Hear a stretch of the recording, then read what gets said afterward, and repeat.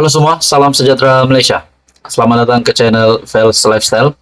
Tuan-tuan dan puan yang amat dihormati sekalian, setelah baru-baru ini kita tular dengan isu Sanusi. Akhirnya, terkini ucapan dari Menteri Besar Kedah, Muhammad Sanusi. Kenyataan terkini Muhammad Sanusi yang pasti mengejutkan ramai. Dalam sebuah artikel daripada harapandaily.com, Sanusi buat pendedahan. Sanusi dedah ada pistol dalam kereta 24 jam. Nah, ini menjadi pertanyaan ramai orang. Kenapa Sanusi menyediakan senjata itu di dalam kereta selama 24 jam? Adakah ini langkah persediaan untuk berlakunya sesuatu kejadian yang tidak diingini?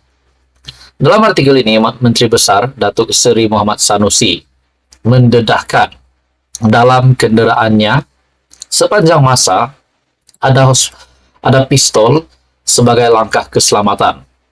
Ketua Pengarah Pilihan Raya Perikatan Nasional itu berkata, senjata itu dibawa sebagai persediaan susulan maklumat adanya rancangan untuk menangkap dan menjatuhkan kredibilitinya sejak 6 bulan lalu. Nah, persoalannya, kita coba kaitkan dengan apa yang pernah dikeluarkan oleh media, oleh beberapa sumber. Yang saya ada lihat dari sumber Twitter sebelum ini, Ketua Polis Negara membuat kenyataan bahwa pihak polis telah menelepon, call tak dijawab dan ditolak. Jadi, tetapi di dalam kenyataan ini, Sanusi pula berkata bersedia untuk dengan berkaitan dengan adanya rancangan untuk menangkap dan menjatuhkan kredibilitinya sejak 6 bulan lalu. Dalam artikel ini, dia berkata, maklumat diterimanya bahwa daripada rakan itu memberi amaran bahwa tindakan akan diambil susulan kritikan terbuka kepada pihak tertentu. Plot untuk tangkap saya sudah dirancang sejak 6 bulan lalu. Saya tahu dah, saya ada intelijen saya. Jumpa orang tu, pesan, jaga-jaga, ada orang nak buat sesuatu kepada saya. Tapi saudara-saudara, kalau dikatakan ada rancangan sejak 6 bulan lalu, bagaimana pula kita kaitkan dengan ucapan Sanusi yang viral baru-baru ini, yang menyentuh berkenaan dengan isu 3R, yaitu Sultan Selangor. Dan ramai yang menolak perkara ini, terutamanya rakyat Malaysia di Selangor. Dalam artikel ini lagi, untuk keselamatan, menurut Sanusi, saya ada pistol dalam kereta 24 jam. Ada 2 kelopak, 14 peluru, 1 kelopak. 24 jam berjaga-jaga, takut orang buat jahat. Orang tak buat jahat, saya tak buat jahat pada orang, tegasnya. Beliau berkata demikian ketika berucap pada ceramah gelombang PN di Padang Awam, Kuala Ketil, Kedah malam tadi. Artikel ini pada Julai 23. Sanusi yang juga Ketua Pengarah Pilihan Raya PAS Pusat itu berkata, tindakan menangkap dan menggarinya sebagai langkah menjatuhkan moral dan menghilangkan kredibilitinya. Sudah 6 bulan kawan-kawan pesan, yang penting tangkap garis saya, jatuhkan moral dan hilang kredibiliti. Selepas itu ceramah orang tak dengar lagi karena saya sudah dimalukan dengan tangkapan. Masalahnya, mana-mana pihak berkuasa tidak akan melakukan tangkapan jika tidak ada melakukan satu kesalahan yang melanggar undang-undang. Menurut yang kita tahu sebelum ini, pada 18 Julai, Sanusi ditahan polis pada jam 3 pagi sebelum didakwa di 2 mahkamah berasingan di Selayang atas 2 pertuduhan berhubung isu pelantikan Menteri Besar Selangor dan penubuhan Kerajaan Perpaduan. Jadi saudara-saudara, ini bukan berkaitan dengan tangkapan Menteri Besar Kedah, berkaitan dengan amaran yang kononnya diketahuinya sejak 6 bulan lalu. Tetapi ucapan itu telah menunjukkan bahwa kita dapat melihat relevan pihak berkuasa untuk menahan Muhammad Sanusi pada jam 3 pagi pada ketika itu. Jadi saudara-saudara, menurut Anda apa komen Anda? teruskan bersama di dalam channel ini untuk info yang seterusnya. Mohon bantu channel ini dengan menekan butang like, share, dan subscribe. Halo semua, salam sejahtera Malaysia. Selamat datang ke channel Vels Lifestyle. Tuan-tuan dan puan-puan yang amat dihormati sekalian, selain daripada kita mendengar nama Datuk Seri Anwar Ibrahim yang akan berjumpa dengan Tun Mahathir di mahkamah, kita juga mendengar hangat tentang isu hutang Felda di antara bekas Perdana Menteri hari ini Datuk Seri Anwar Ibrahim dan juga bekas Perdana Menteri Tan Sri Muhyiddin Yassin. Saudara-saudara, kita juga tahu bahwa Datuk Seri Anwar Ibrahim telah memohon Tan Sri Muhyiddin Yassin untuk memohon maaf dan juga membayar tuntutan RM 200 juta. Jadi persoalannya apa yang bakal dilakukan Tan Sri Muhyiddin Yassin? Akhirnya dalam sebuah artikel BH Online yang bertajuk "Saya Tak Bersalah, Kita Jumpa di Mahkamah", Tan Sri Muhyiddin Yassin menegaskan beliau tidak bersalah dan bersedia untuk berdepan Perdana Menteri Datuk Seri Anwar Ibrahim di mahkamah berhubung isu pelupusan hutang peneroka Felda. Saudara-saudara, adakah ini akan menjadi kenyataan? Datuk Seri Anwar Ibrahim akan berjumpa ataupun berdepan dengan Tan Sri Muhyiddin Yassin. Datuk Seri Anwar Ibrahim dan Tan Sri Muhyiddin Yassin akankah menjadi kenyataan mereka berdepan di mahkamah? Sedangkan kita tahu Muhyiddin Yassin yang memang sedang berhadapan dengan 4 pertuduhan lagi. Saudara-saudara, pengerusi Perikatan Nasional PN berkata, beliau tidak takut Anwar Ibrahim. Wow, walaupun disaman sebanyak RM 200 juta.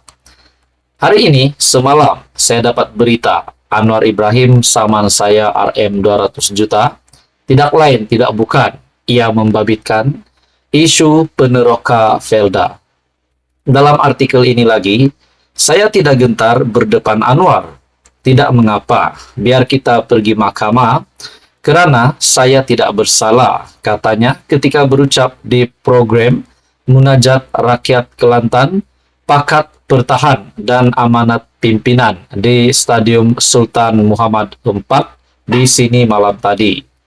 Yang turut hadir bekas Perdana Menteri Tun Dr. Mahathir Mohamad, Presiden PAS Tan Sri Abdul Hadi Awang dan timbalannya Datuk Seri Tuan Ibrahim Tuan Man, serta Menteri Besar Kelantan Datuk Ahmad Yaakob. Jadi ini disaksikan oleh bekas Perdana Menteri Tun Mahathir, bahkan disaksikan oleh Presiden PAS Tan Sri Abdul Hadi Awang bersama timbalan Presiden PAS, yaitu Datuk Seri Tuan Ibrahim.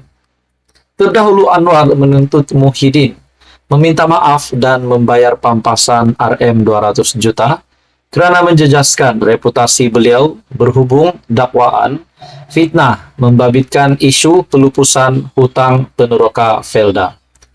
Melalui jawapan terhadap surat tuntutan Muhyiddin, menerusi firma guamannya SNR and Partners menyatakan Anwar akan memulakan tindakan undang-undang terhadap bekas Perdana Menteri itu jika tidak menerima apa-apa maklum balas yang memuaskan dalam tempoh 24 jam daripada tarik surat jawapan berkenaan.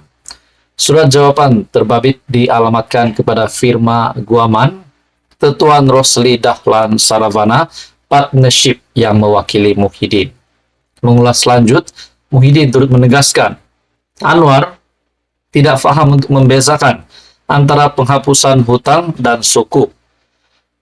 Jelasnya ketika beliau mentadbir kerajaan, masalah Felda yang dialami, termasuk terdapat pengurusan tidak cekap, pendapatan merosot, sehingga hutang tidak boleh dibayar, sehingga membabitkan jumlah hutang seluruh negara, hampir RM 12 bilion. Jadi saudara-saudara, kalau Datuk Seri Anwar Ibrahim dapat buktikan memang Muhyiddin Yassin bersalah dalam isu peneroka Felda ataupun isu hutang Felda ini, adakah Muhyiddin Yassin boleh dikenakan tindakan undang-undang? Pada akhirnya Muhyiddin Yassin mengaku tak bersalah dan mengaku berani, tidak takut akan berdepan dengan Datuk Seri Anwar Ibrahim di mahkamah. Saudara-saudara, apa komen Anda? Teruskan bersama di dalam channel ini untuk info yang seterusnya. Mohon bantu channel ini dengan menekan butang like, share, dan subscribe.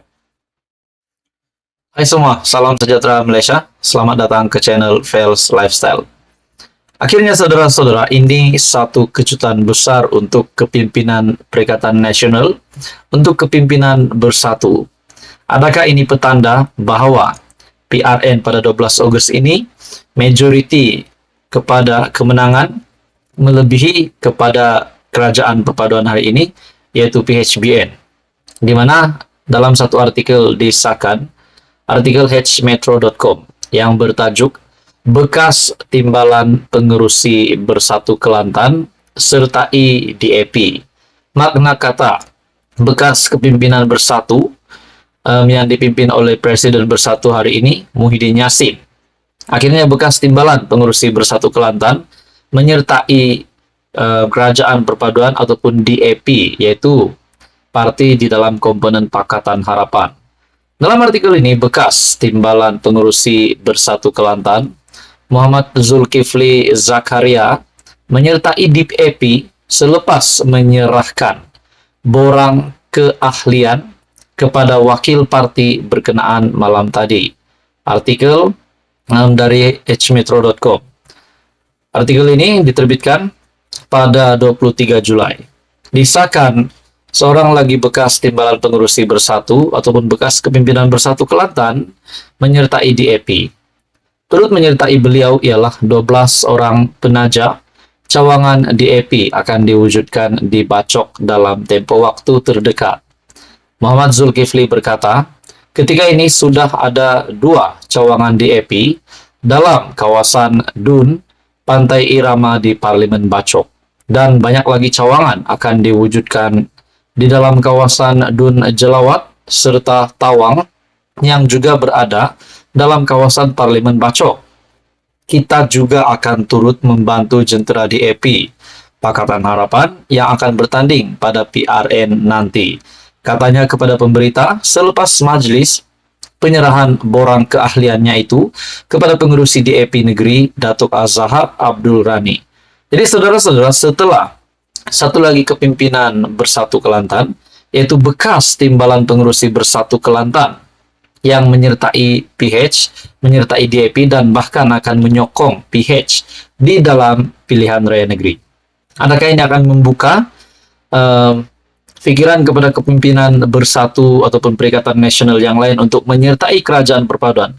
Nah, persoalannya kalau ditambah lagi pada PRN nanti, PN ataupun Bersatu ataupun PAS mengalami kekalahan, kalau saja mengalami kekalahan, tidakkah akan ada kepimpinan dari pembangkang hari ini yang mungkin berubah hati untuk menyertai kepimpinan kerajaan perpaduan yang dipimpin oleh Datuk Seri Anwar Ibrahim?